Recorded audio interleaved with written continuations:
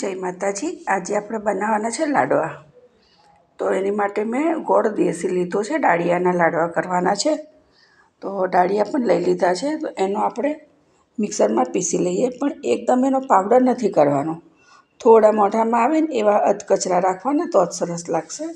અને ગોળ સફેદ પણ લઈ શકો, પણ ઘરમાં મારે આ વખતે દેશી ગોળ લાવ્યા હતા, તો પછી વિચાર્યું કે આપણે એના જ બનાવી દઈએ। તો આ લાલ ગોળ છે, એટલે લાડવાનો કલર પણ તમે જોજો થોડોક અલગ થશે। બાકી પેલો સફેદ ગોળ હોય ને તો એકદમ લાડવા સફેદ થાય છે। તો જો મેં અધકચરું પીસી લીધું છે, અને હવે એની અંદર ગોળ નાખી દઈએ।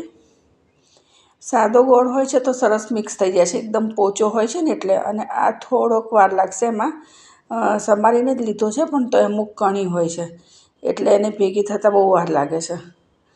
તો જેટલો બી લીધો છે એ પ્રમાણે જેટલા ડાળિયા હોય એટલો ગોળ અને એટલું જ ઘી જોઈએ। પણ ગોળ તમારા ટેસ્ટ પ્રમાણે વધારે ઓછો કરી શકો। ઓછું મીઠું જમતા હોય તો ગોળ થોડોક ઓછો લેવાનો। અને આની અંદર કાજુ, બદામ, અખરોટ બધાનો પાવડર તમે નાખી શકો। મારી દીકરી એ નથી ખાતા, એને આવા સાદા જ ભાવે છે, એટલે મેં કશું નથી નાખ્યું આમાં। અને આવી રીતે બે હાથથી આપણે મસળીને રહીએ ને તો ગોળની બધી જ કણી તૂટી જશે અને એકદમ સરસ થઈ જશે।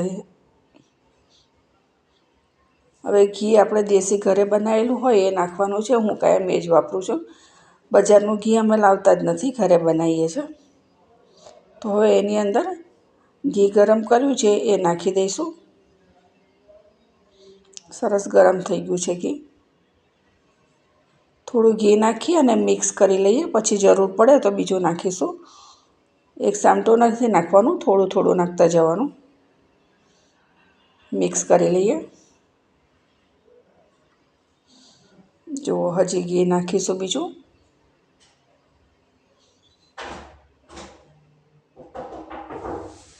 મિક્સ કરી લઈએ, થોડી વાર લાગશે। બધું મિક્સ કરી લઈએ। હજી ઘી નાખવું પડશે થોડું, જોઈ લઈએ આપણે પહેલાં। થોડું વાળી જોવાનું, જો બરાબર વળતું હોય તો વાંધો નહીં, પણ હજી થોડું ઘી નાખીએ ને તો છૂટા પડી જશે। તો આપણે હજી 1 ચમચા જેટલું ઘી નાખી દઈએ અંદર, અને બધું સરસ મિક્સ કરી લઈએ।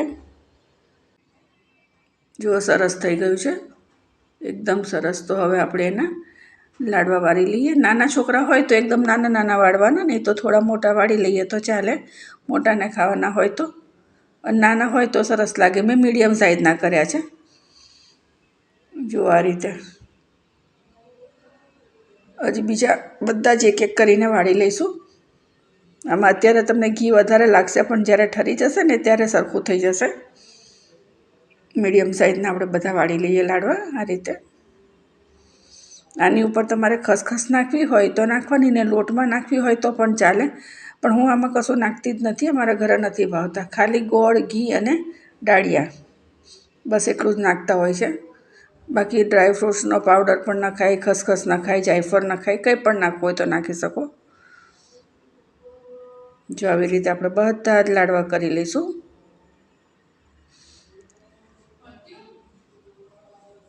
તો તૈયાર છે આપણા લાડવા। જો આટલા ડાળિયા, 1 વાટકો ડાળિયા હતા, તેમાંથી આટલા લાડવા થાય છે। તો મારો વિડીયો કેવો લાગ્યો મને મેસેજ કરજો। તો મળીશું હવે આપણે બીજા વિડીયોમાં। જય માતાજી।